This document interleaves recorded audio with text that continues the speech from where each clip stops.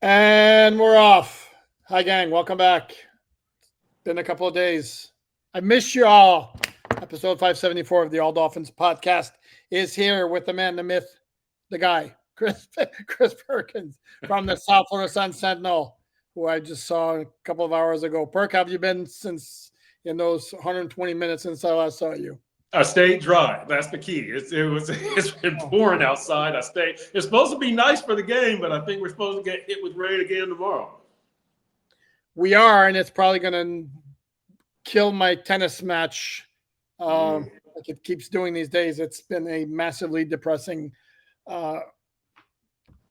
fall, not even end of summer, beginning of fall in South Florida with the weather, which kind of corresponds to the way the football season is going so far, but that's a different story entirely. And we're going to get into all that. As always, my reminder here to please like, subscribe, comment, share, all that good stuff that you do. Check out the podcast in audio form if you prefer. For those who like that format, it's available wherever you get your audio podcasts. And with all that stuff out of the way, let's dive into it. Dolphins against the LA Chargers on Sunday. No, this is not Tua versus Justin Herbert, even though their play will have a significant impact on who wins the game, but there's a lot more at play here, including two very, very battered offensive line, as you'll find out when I go through the injury report momentarily. Perk, right off the bat, your initial thoughts on this matchup.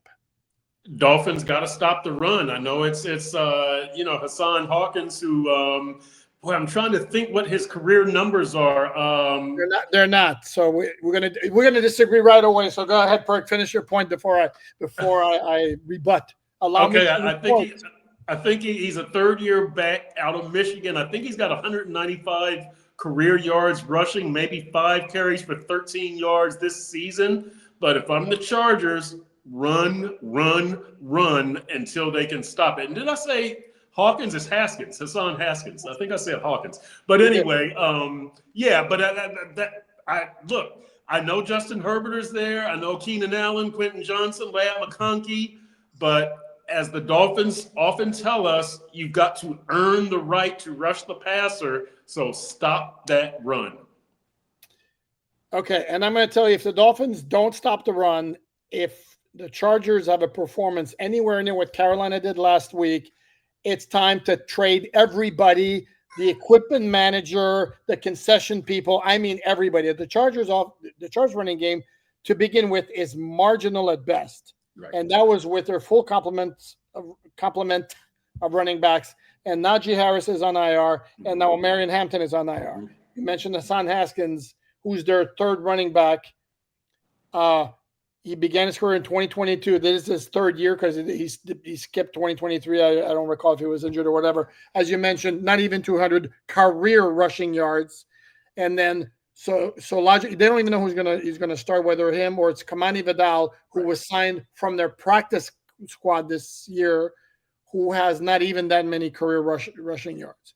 And I said this before. Rico Dowdle, who burned the Dolphins last week, actually had 4 100-yard rushing games last year for the Cowboys. So there's a big difference there. And on top of that, it's too bad offensive lines. The Carroll offensive line is no great shakes either. The Chargers offensive line is not very good. And I know the Dolphin run defense sucks. And I know Dolphin fans don't want to hear anything about how they should have success stopping the run. Like I said, if the Chargers go wild running the ball, I mean, just blow it up. Everybody, trade everybody. I mean, this would be ridiculous to me. Go ahead. Yeah, no, I agree with you. I agree with you that there's no reason that the Chargers ought to have a successful run game, but there's no reason they shouldn't try. Like they've got to try and put the fear into the Dolphins of, we've got huge problems. So if I'm the Chargers, I'm coming out and I'm trying that running game, even though they've got a way better chance of success to win the game via the pass, but you got to try to run just to see what the Dolphins are made of. Okay, with that, let's go through the injury report and then let's resume the discussion here. For the Dolphins, 2 players have been ruled out. That's Elijah Campbell, who had sustained a quad injury in practice Wednesday. That's Tyrell Dotson, who had a concussion against Carolina. He was at practice Friday, however, was wearing the red jersey, no contact. But the fact that he was practicing is a step forward, tells you logically he should be good to go against Cleveland in week 7. Got 2 players as questionable. One is Storm Duck, who returned to practice this week. Ankle injury sustained in the opener. I'm not sure if he's coming back this week, but if he does come back, it creates an interesting scenario, which we can get into a little bit later as well, as to does he go back into the starting lineup, and if he does, who sits? And then the other one, and that one is a big one for the Dolphins, that's Aaron Brewer, has a pec injury, listed as questionable. He was listed as limited in practice on Friday, and if he doesn't start, more than likely we're looking at Daniel Brunskill starting at center for the Dolphins with Cole Strange at right guard and Jonas Avainaya at left guard. Before I move on to the Chargers, Perk, my reaction to that possible scenario, with all the respect in the world, is yeesh. Yeah. I mean, you cannot be without Aaron Brewer. He's got to be out there for a number of reasons. The center is the one who makes the offensive line blocking calls. Aaron Brewer is one of your tone setters on that offensive line. He's a physical player. He's a team captain. He's a veteran. You need that anchoring stability in the middle of the offensive line. And if you don't have that, good luck with run blocking, pass blocking, making the line calls, with the replacing the aggression, just all kinds of things. And that's no disrespect to Daniel Brunskill. It's just a sign of respect to Aaron Brewer and acknowledgement of the, I guess, dire situation that the Dolphins offensive line is in right now. Brew has to play. Yeah, I mean, and that's kind of what Mike McDaniel was saying before practice, that he's knowing the type of player he is. If Brewer can physically get out there, he's going to be out there. But you'd also don't want, if it's the type of injury that can get worsened severely by him playing, you don't want to rush him out. Of course, this is where some folks are going to say, if you lose anyway, it doesn't matter. So this is a must-win game, put him out there. The other factor in this that we need to mention is one of the Dolphins' best defensive players has turned out to be Tahir Tart, formerly of FIU, formerly of the Dolphins in training camp last year, where he showed weak performance, was waived even way before the cuts of 53. And this is a player who always had the reputation of a lot of physical ability. To use the cliche, the motor's not always running very high. And when we saw the motor basically in idle at Dolphin training camp, how's that for a little metaphor there? Nice. But he's been balling with the Chargers. Pro Football Focus, whatever you think of them, if you agree or disagree with their grading system, they rank him as the number 1 interior defensive lineman in the NFL. And if you saw the highlight play he had against Washington last week, where he basically tackled the ball carrier in the backfield, and while in the process is like, you know what, let me take that ball, thank you very much. So basically had a TFL forced fumble recovery on the same play, which is pretty impressive and pretty rare, a lot more rare or rarer than the triple play for a defensive end that gets the sack strip fumble recovery. Yep. So that's significant. On the other hand, we should say Deshaun Hand, former Dolphin defensive lineman, who the Dolphins absolutely miss in 2025, will not play. He's already been ruled out by the Chargers. He has, let me see here, it is a groin injury. Chargers also ruled out, and this is where it gets significant. And we are talking about battered offensive line, not just the Dolphins who have issues there. Joe Alt, their starting left tackle, who's starting there because Rashawn Slater wound up on IR in training camp, out. Trey Pipkins III, who's starting right tackle because Alt had to move, also out. Right now, their projected right tackle, per Chargers reporters from practice on Friday, is Bobby Hart, who they signed to their practice squad 10 days ago. That tells you what we're looking at. And their starting left tackle, whose name I always butcher Austin Deculus, I believe is his name, is somebody they acquired in a trade for a 7th-round pick during training camp, and get this, from the Houston Texans, who have maybe the worst or one of the worst offensive lines. So there you go. The shape of the Chargers offensive line is not much better than that of the Dolphins, if at all. And look, Poop, this is one of those games where the Dolphins edge rushers, this should be like Philadelphia against Patrick Mahomes in the Super Bowl, right? Where you're coming at him from the edges, up the middle, everywhere. Justin Herbert ought to feel pressure everywhere. The Dolphins ought to be able to run some games to confuse the blocking of those tackles. Like, they ought to feast. This ought to be the front 7 that Chris Perkins told you it would be. I lied. They should finally be the front 7 that I promised to you. So let's see what the Dolphins can do. Let's see what we can do. It should be a get-right game for all of them. Zach Sealer, Chop Robinson, Bradley Chubb, Jalen Phillips, Matthew Judon. They should all eat this week. One would think, right? They should almost have little parties and send out invitations. I'll meet you at the quarterback over here in about 3 seconds. If you look at the analytics also, I know the Chargers are way up there in terms of times pressured. If you look at their last 3 games, it started with Denver in week 3. They were able to win that game. And then Joe Alt sustained a high ankle sprain against the Giants early in their week 4 game. And since that time, it's a free-for-all.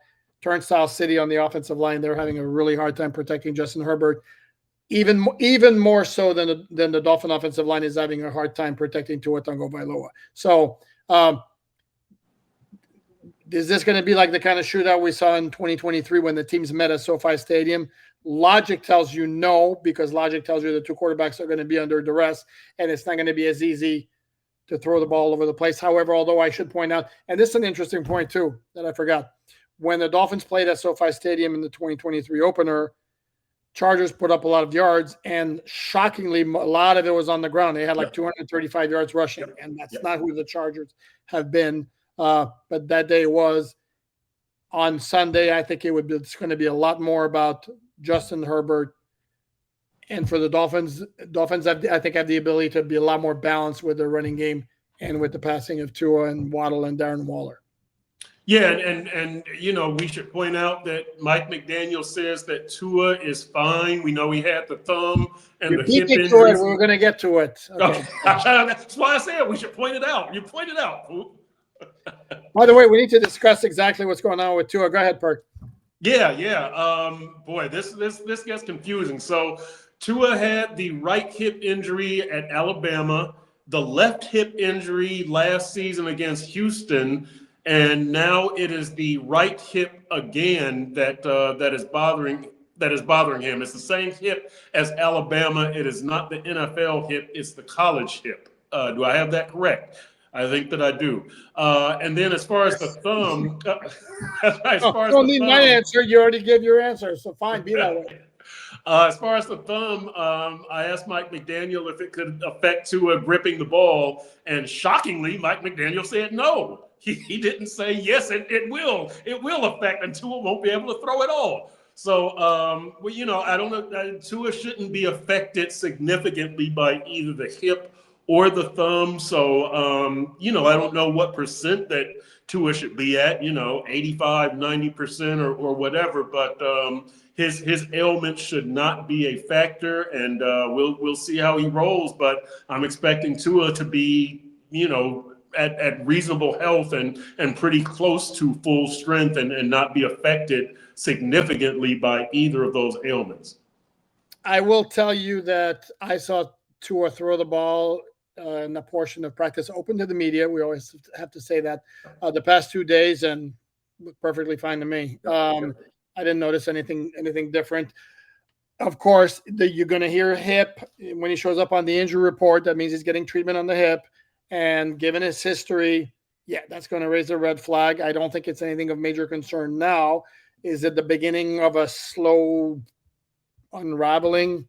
That's way too easy to discuss and too premature to discuss, but it's a little bit of a red flag.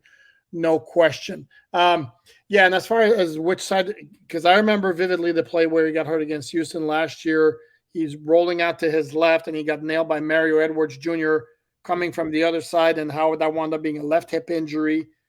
I'm not exactly sure because the point of contact was the right hip, but I don't know. It's a little nebulous, foggy for me, so we'll just go with what we're being told for now. What else can we say about this game? The level of desperation. We buying this?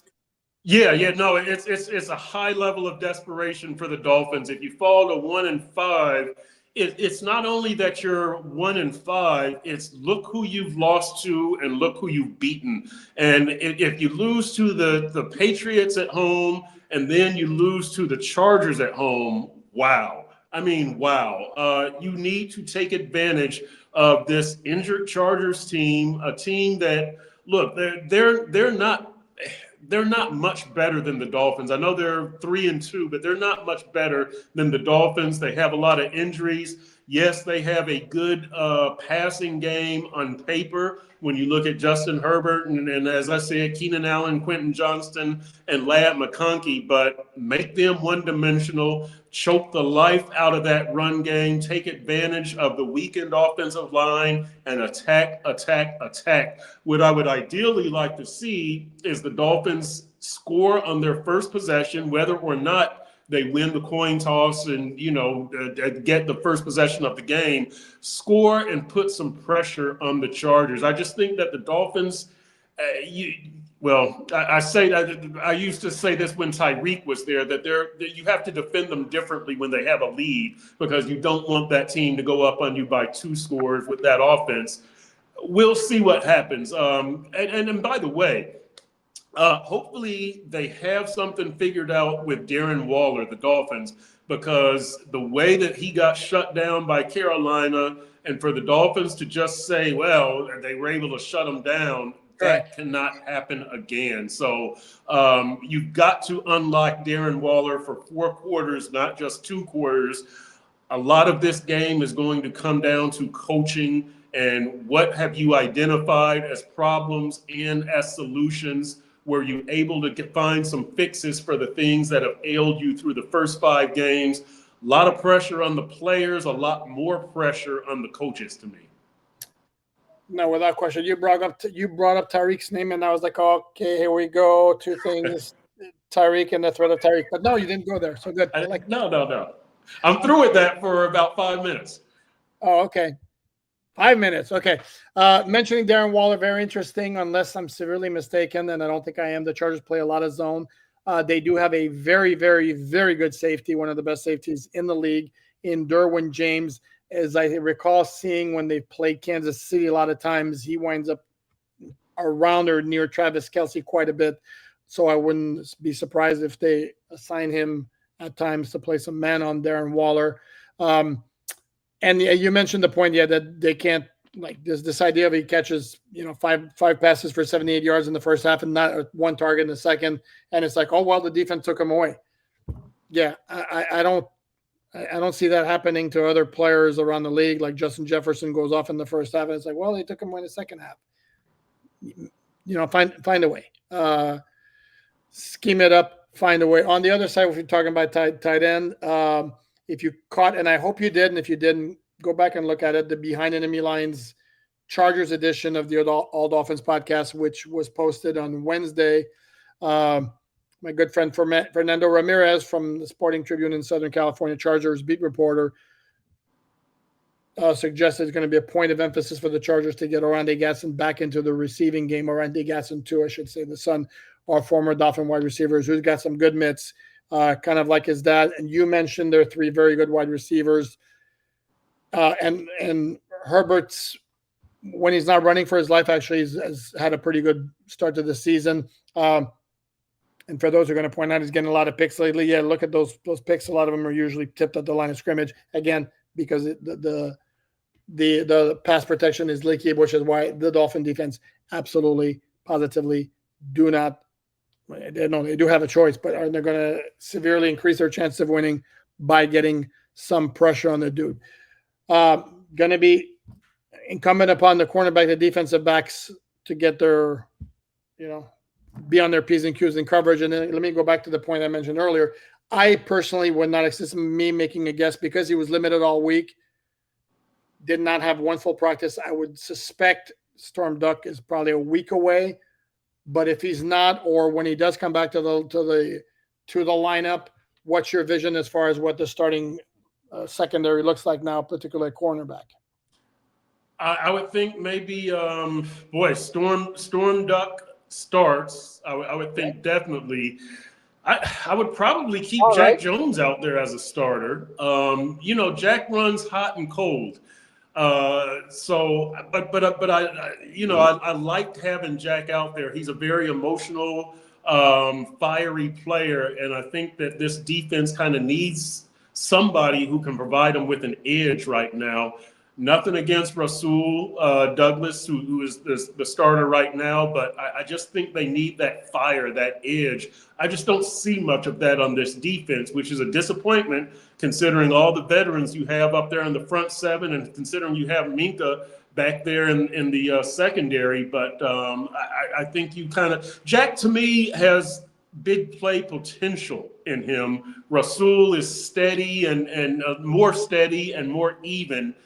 At 1-4 or 2-4, I would take that big play potential over that steady even. And again, I'm counting on the front seven also to kind of do something and make life easier on those guys in the back. So I would start Jack and Storm Duck.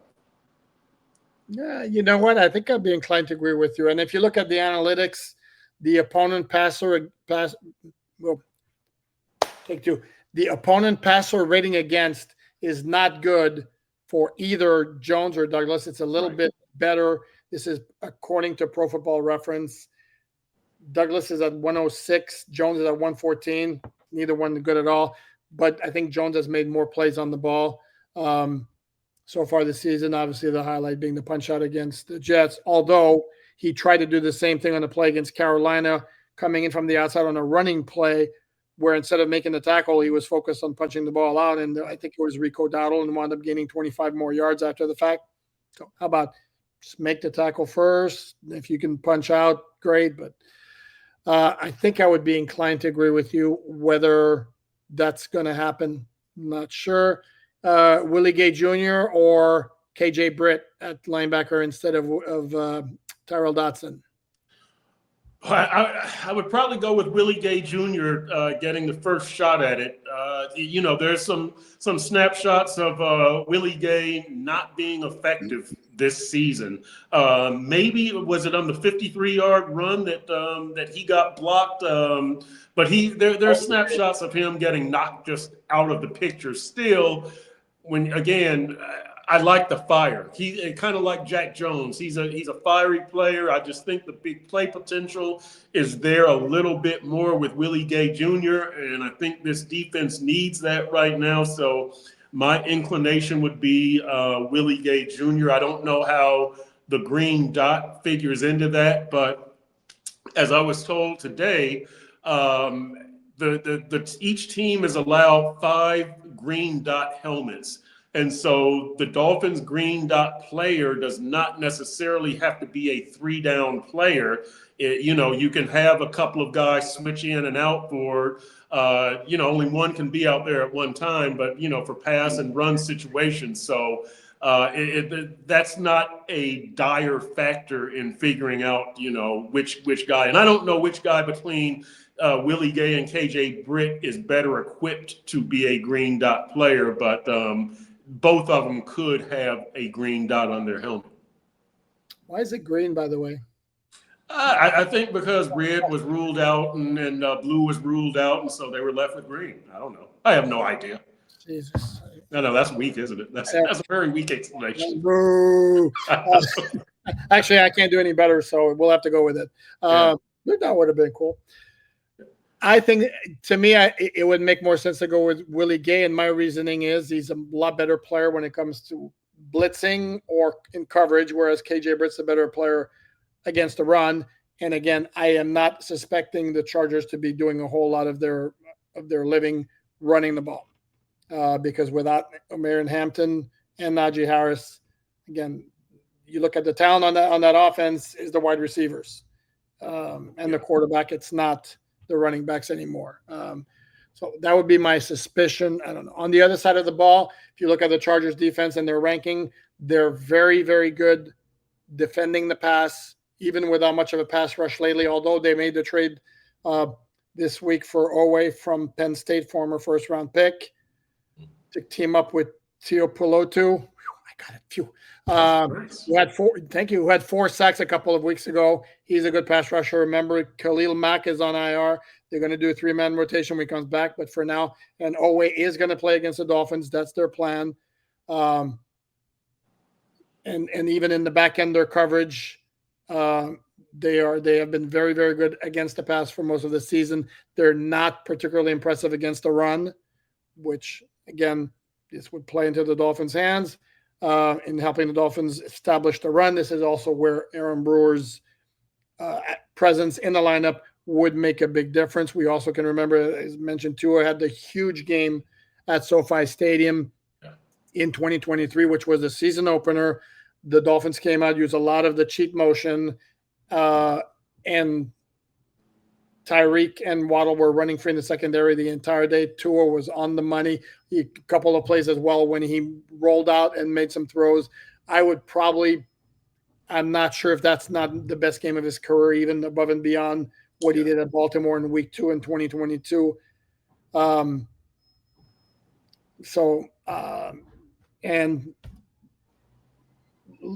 as much as the 2 quarterbacks, and I don't know how much that plays into it, but how much as the 2 quarterbacks are going to say, team against team, I don't care what about, he was drafted in the same draft class. At some point, does the ego come in to want to one up the other guy to whom you will always be linked, whether you like it or not? Yeah, I think so. If you're a competitor, I think so. I would say you're aware of it. Now, whether it surfaces on the field by forcing a play, I don't know. But I think that you're going to be aware of it if for no other reason we bring it up to Tua. And I don't know if the Chargers media brings it up to Justin Herbert, but we definitely have and will continue to bring it up with Tua. So it's going to be somewhere in the back of his mind. Yeah, and I wrote about this on Miami Dolphins on SI.com this week, where you can read all of my stories and all of that of my staff, mostly Dante Colonelli, for free.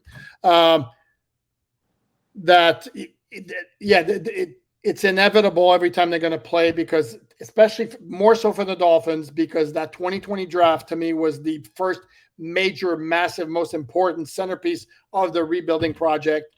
And 5 years after the fact, we can say they absolutely flubbed it bad.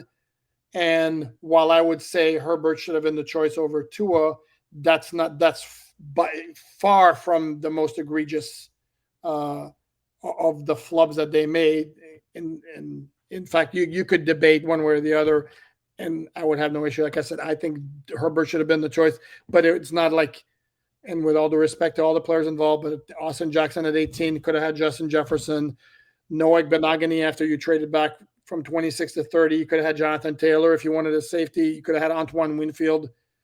I mean, that guy's a complete stud.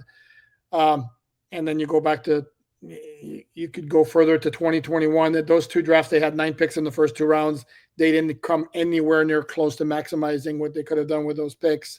And that, as much as anything, is to me why the rebuild overall failed. Yeah, I agree. Hey, Poop, real quickly here, 2 other matchups in this game. Which do you think is more significant, and any thoughts? Dicker the kicker versus Riley Patterson, and then McDaniel versus Harbaugh version 1, because we will see McDaniel versus Harbaugh version 2 later in the season when they play Baltimore. But any thoughts on either of those matchups? Well, the kicker matchup only matters if it comes down to field goal, and Dicker the kicker. I mean, my Lord, was this Did he change his name when he started playing football? Because, I mean, seriously, Dicker the kicker? I mean, we got to come up with something. Riley the Wiley? I don't know. That works. That works.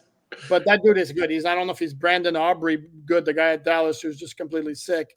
But I don't know if Dicker's missed a kick all year. I know last year his numbers were phenomenal too. So I don't think the Dolphins want the game to hang on having Dicker miss a field goal, because not missing a lot of field goal. And Riley Patterson's done exactly what you want him to do during the absence of Jason Sanders. Although, if we're going to be fair about it, there hasn't been a game-deciding kick. But what he's done is he's made every field goal he's in. It hasn't been a super long one. He's made every field goal he's been asked to make. Yep. He hasn't kicked out of bounds to give the opponent the ball at the 40-yard line. So he's done everything you could want. So if he has to continue kicking for a few more weeks, no issues there. McDaniel versus Jim Harbaugh. I don't know. It's weird because McDaniel is a different kind of head coach, because he's the offensive play caller, where Harbaugh's more of the administrator, because Jesse Minter is going to be the one calling the defense. So I don't know if either one of those matchups is really. McDaniel could be coaching more out of desperation. I don't know if that matters, but really, Mike's back is up against the wall here, and I don't know if he has anything up his sleeve. He's without his best offensive weapon, which is Tyreek. I guess Tua, but so he's got to come up with something. Again, the Waller can't be shut down. Achane has got to be on point. That offensive line has got to be on point. The front seven has got to be on point. Like, McDaniel has got to pull out all the stops. His guys have got to be fired up and ready to play. They cannot come out the way they came out against Indianapolis, unprepared and uninspired. They've got to be fired up, on point, plays through the huddle on time, no delay a game, no 12 men in the huddle. All of these things, McDaniel has got to have his team sharp and firing on all cylinders. No, I agree. Okay, then we're going to wrap it up with quick prediction. I know you've already made it in the sunset. No, I haven't made mine yet. I'm doing it tomorrow morning. Quick prediction and percentage of possibility there's a major move made by the Dolphins if the game goes south. I picked Chargers 28-20 just because I've got to see the Dolphins do it. They're in such a funk. I've got to see them do it. Again, I think with Mike McDaniel that the players like Mike, the players respect Mike, and that will continue. But will they continue to listen to Mike if they fall to 1-5? And again, I think the day that they stop listening to Mike, when you see that indication, that's when you have to make the change. So if they lose, let's see how the players looked in the loss. And to me, that's going to be the major determining factor of what happens following a possible loss. Except you didn't give me percentage. You're avoiding well, okay. Well, then I would say it's 40% against a change. Even if they lose, so 60% there would be an immediate change. That high? Yeah. If you fall to 1-5, you're almost at the point of no return. With the home losses, you're almost at the point of no return. Even though Atlanta and Cleveland are coming up, you're pretty much at the point of no return. The playoff hopes are pretty much dead. The winning season hopes are pretty much dead. Realistically. It's a pretty grim reality at that point. Oh, no, I agree. And I think I'm inclined to agree with you that I think I'd lean slightly towards the Chargers. But the Chargers right now are a hurting team. This is not the 3-0 team they were, where I know some folks were talking about like maybe going to the Super Bowl. Right now, they're just trying to get back on the track. I think it's a winnable game for the Dolphins, who, again, we have to point this out, or I want to point it out, they were in the game until the very end from 3 of their 4 losses. So it's not like, again, this is not like a team that's just getting every single week. That's not what I apologize for doing that, but that's not what they've been. But they haven't shown the ability to really find a way to win. So until it's proven otherwise, we'll assume it's going to continue. To me, I have the 10%. It would have to be really, really, really bad for anything of significance to happen. And I don't know that the Chargers team that went into the regular season maybe was a team that you'd have to worry about, like blowing out the Dolphins. I don't see that team right now. So I think it is going to be a competitive game regardless. And I have a very hard time believing there'd be a change after a competitive loss. So, but we shall see. Shall see. Yep, we shall see. I think that, look, and I'll say this also to wrap it up. I do think the Dolphins will play hard. I really do. We've seen that under Mike McDaniel, even with the injuries, even with the 5-game losing streak in 2022, with the 2-6 start last year. These guys don't quit. They do play hard. It's just a question of, do they get sick of listening to Mike McDaniel's what he's preaching with a 1-5 record? Do they roll their eyes and say what this guy is preaching is not effective? It's not working. No, fair enough. And this is where we haven't even gotten into the quote unquote player-led meetings, some of which where they invited the coaches. You're shaking your head. I'm thinking the same thing. It's like those things are really, really great, except if you're having success, you don't have to do those. Yeah, right. And especially inviting the coaches. I've never heard of that, but yeah, that's another one. If it produces the right results, then by all means do it every week. Yep, correct. We shall see. I think above and beyond anything else, what I really wish for is no more rain in South Florida. Sheesh. Enough already. Jeez, exactly. We're in middle October now. We're not in August anymore. So anyway, before I go on a rant over here that nobody wants to hear, I'm going to wrap it up. Say thank you as always to Chris Perkins from the South Florida Sun Sentinel. Check his fine work at sunsentinel.com. Even though I more than likely will be talking to him before then, I'm going to assume you have another Dolphins deep dive with Perk on Tuesday at noon. You're correct. Tuesday at noon. Me and David Furones bonus, baby. Furones bonus will be there. Maybe you could have the Furones bonus talking about Dicker the Kicker. There you go. How about that? That's some good alliteration right there. Thank you. I love alliteration. So, and for myself, please like, subscribe, comment, share, all that good stuff. Check out the audio version of the podcast wherever you listen to your podcast. Please check out the website MiamiDolphinsOnTheSite.com, where all the content is free. Enjoy the rest of your Friday. The plan is always for Saturday, unless there's major news breaking. Not planning on anything. We'd definitely live post-game show Sunday at 5 p.m. Eastern time. So until we meet again, we won't see each other. Have a good one.